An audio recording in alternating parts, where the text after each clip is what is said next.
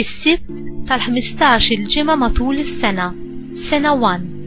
Qari mill-Evanġelju ta' San Mattew, kapitlu 12, versi minn 14 sa 21.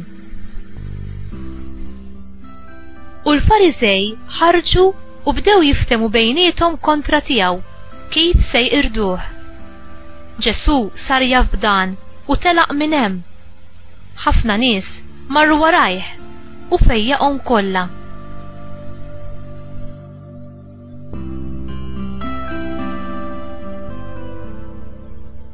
U ordnalhom bis-sħiħ biex ma jorux minn kien, biex hekk iseħħ dak li kien ingħad permezz tal-profeta Iżajija meta qal: Ara l-qaddej tiegħi li jiena ħtart, il-għażiż tiegħi li bih ruħi taxqet. Jiena nqiegħed l-Ispirtu tiegħi fuqu u hu jxandar il-ġustizzja lill-ġnus. Ma jiksira ma' ħadd, ma jollix leħnu u ħadd ma jisma' leħnu fil-pjazzett.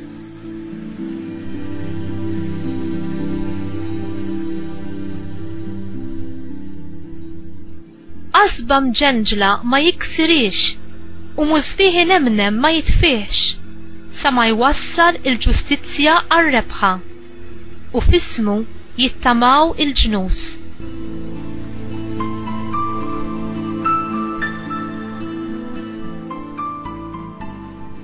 Il-kelma tal-mulej, tifħir lilek Kristu. Fil-ħajja ta' kull wieħed u waħda minna ikun hemm mumenti kruċjali u deċiżjonijiet importanti li fuqhom tiddependi kif ser ngħixu ħajjitna. Il-konfrontazzjoni dejjem iżjed ħarxa bejn il-Fariżej u Ġesu waslet biex il-Fariżej saru intolleranti lejn l-attitudni ta' Ġesu minħabba il-preġudizzji tagħhom. Min dan il-mument il-qudiem, l-ebda ħaġa minn dak li kien qed jgħid jew jagħmel Ġesu ma seta' jidher sewwa f'għajnejhom.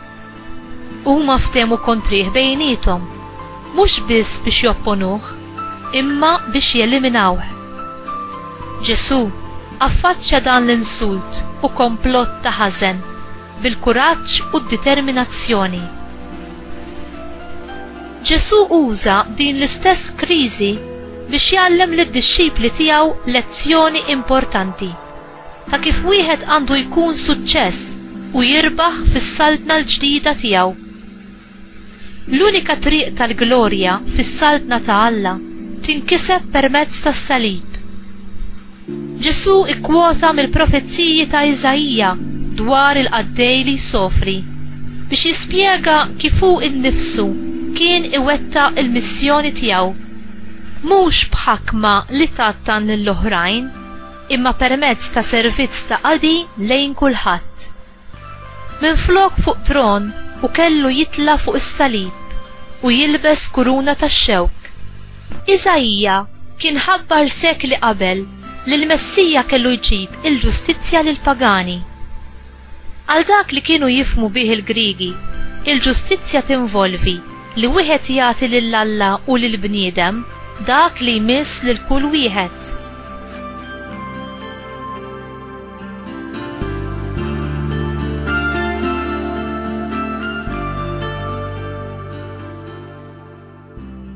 Ġesu għallem lid-dixxipli tiegħu x'attitudni kellu jkollhom lejn Alla u lejn l-oħrajn. Ġesu iġib il-ġustizzja bl-attitudni tal-imħabba divina. U ma jkitx lil min hu dajjef jew jitrattom daqs li kieku bla valur, anzi jurihom li jifhimhom. U ma jiskoraġġix lil dawk li jkunu ser jaqtaw qalbhom, imma jagħmlilhom kuraġġ u jimlihom bit-tama. Minkejja kemm wieħed jista' jkun bla tama u tassew dajjef, il-mulej Ġesu huwa dejjem lest li jwassallu l-imħabba tiegħu li tfejjaq, it-tama u l-kuraġġ. U inti, tittama falla u tafda fil-ħniena u l-ġustizzja tiegħu.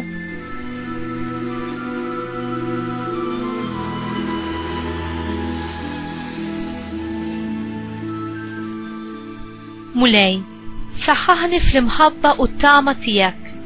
Għamilni strument tat-tama tiegħek, ħallina nkun nista' nagħmel kuraġġ lil dawk li tilfu kull tama. Amen.